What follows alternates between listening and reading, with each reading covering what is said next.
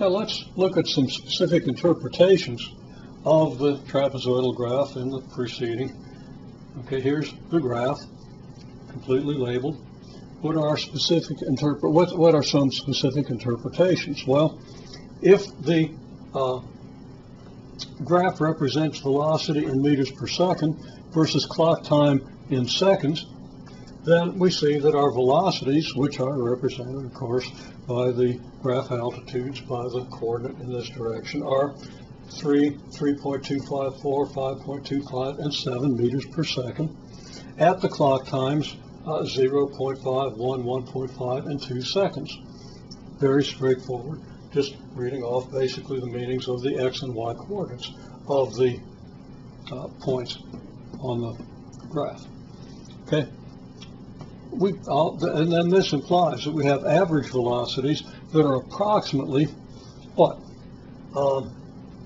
Well, the average velocities are represented by the average altitudes of these trapezoids, which we calculated to be, rounding off to two significant figures, 3.13, 3.63, and so forth, just these numbers rounded off, meters per second, on consecutive half-second intervals. Okay, I could have written down the specific interval from 0 to 0.5, 0.5 to 1, but I think we understand what we mean by the consecutive 5-second intervals. Now we can also interpret the average rate of change of position with respect to clock time, change in position, and position relative to our t equals 0 position. We can simply read these quantities off of the graph. And you should at this point pause and see if you can do that. See if you can read off these quantities and understand why each one is represented by the number or the aspect of the graph that it is. Okay, well, hopefully you've done that. Average rate of change of this quantity with respect to this is, and I wrote that down wrong, so let's back up a second. Okay, I was thinking ahead to the position things we're talking about here. It's average rate of change of velocity, not position, with respect to clock time. So again, you might want to ponder that. The average rate of change of this coordinate with respect to this one is the change in this coordinate divided by the change in this one, which is the rise divided by the run for each of these segments. And each of these slopes, therefore, is going to represent the average rate of change of velocity with respect to clock time. So we're going to have what? 0.5, 1.5, 2.5, and 3.5 meters per second, or meters per second squared, again on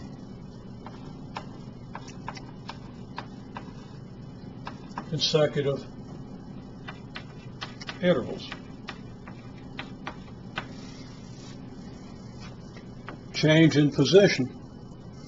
Well, change in position is what you get when you multiply average velocity by the time interval, average altitude of the trapezoid multiplied by the width of the trapezoid. So the changes in position are approximately now. And incidentally, these were not approximate. If these numbers are accurate, then these numbers are exact. There's no approximation involved because we're doing an average rate of change between this point and this point. Now that doesn't represent the rate of change all the way through the interval because of the curvature, but it does represent the average rate of change on the interval. Okay. In any case, changes in position, their average altitude times width, that's the graph area, 1.56, 1.81, 2.31, and 3.06 meters on the consecutive intervals. I'll abbreviate consecutive intervals there. Then position relative to the t equals 0 position.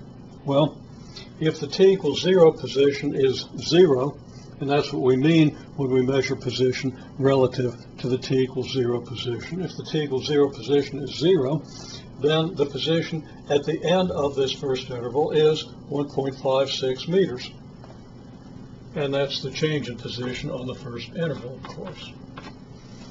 Then at the end of the second interval, we add the 1.81 meter change to the 1.56 meter position that we had at the beginning of this interval, and the position is going to be 1.56 meters plus the 1.81 meters, which I believe comes out to about 3.38 meters. And then to that we add the 2.31 meter change in position, and we get 5.69. And then we add the 3.06 meter position to that, and we get 8.75.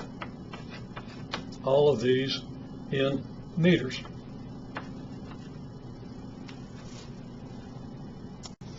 So we see, for example, that our velocities correspond to our graph altitudes. What aspect of the graph does each of these other quantities correspond to? You should think that through and think through why. Okay, so the velocities, these numbers are our graph altitudes because the graph is of velocity versus clock time.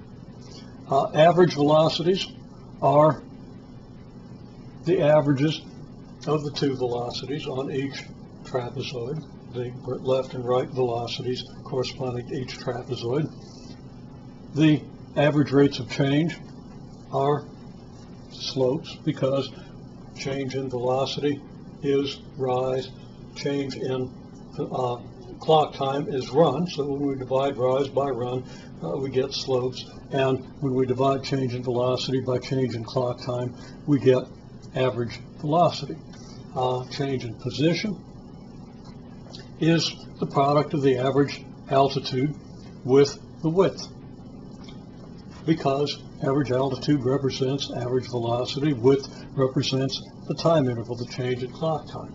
So these areas represent changes in position, and positions relative to your t equals 0 position are the accumulated changes in position.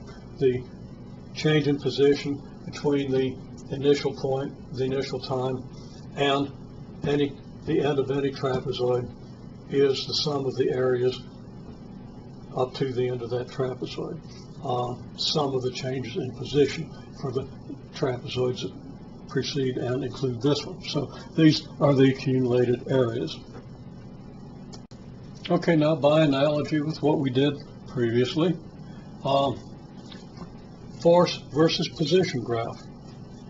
Using the same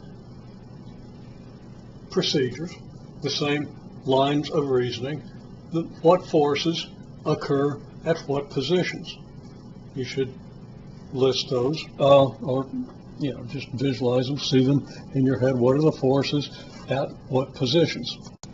Okay, you should have seen that the forces are 3, and I left out 3.25. It'd be 3, 3.25, 4, 5.25, and 7. And it looks like I left out the 3.25 when I listed the velocity before as well. So let me kind of correct that. Okay, it doesn't affect the interpretation, but this, I should have listed the 3.25 meter altitude, just as I should have listed the 3.25 Newton force here. Okay, so now I've got the 3.25 up here, and these are the graph altitudes. So what's the next thing that we interpreted previously? Well, the next thing we interpreted was the average altitude of the graph. So what do the average altitudes represent? Well, since the forces represent altitudes, the average force on each interval, or the approximate average force on each interval, and we should probably put a wavy equal sign to indicate these are approximations. The average forces are going to be the average altitudes, and we calculated the average altitudes just as before. They have a different interpretation now than they did when we were doing velocity versus clock time, but every different situation gives you a different interpretation. And then what did we calculate next? Well, the next thing was the average rate of change of force with respect to position. And average rate of change of force with respect to position means change in force divided by change in position. That would correspond on a trapezoid to the rise of the trapezoid divided by the run. So the average rate of change of force with respect to position is going to be the slope. Okay, so the average rates of change are going to be 0.5, 1.5, 2.5, and 3.5. And that's in units of what? Newtons. Rise is in newtons, run is in meters. So that's newtons per meter. Now we've discussed what that means. If it's a spring or something you're pulling apart, it's the rate at which the force you need to pull it apart is changing. As you pull further and further apart, the force changes more and more quickly. And those, of course, are slopes of the graph. What's the next thing we interpreted? Next two things. Well, the two graph quantities we have yet to interpret, the things labeled on the graph that we haven't yet addressed, are the areas and the accumulated areas. Now, we saw earlier that the areas of the area of a trapezoid representing force versus position can represent the work done on that interval of position. Okay, so the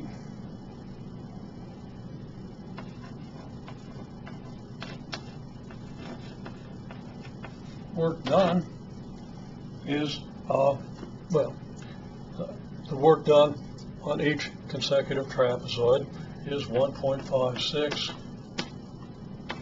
1.81, 2.31, and 3.06. And the area is average altitude, which will be in newtons, multiplied by width, which is in meters, so that's newtons times meters. And that's on your consecutive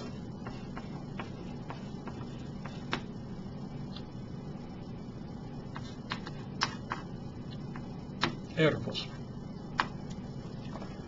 And the accumulated area, well, if you have 1.56 newtons times meters here and 1.81 here, then you add the 1.56, which is the amount that you've accumulated here, to the 1.81 to give you the amount you've accumulated between here and here, etc.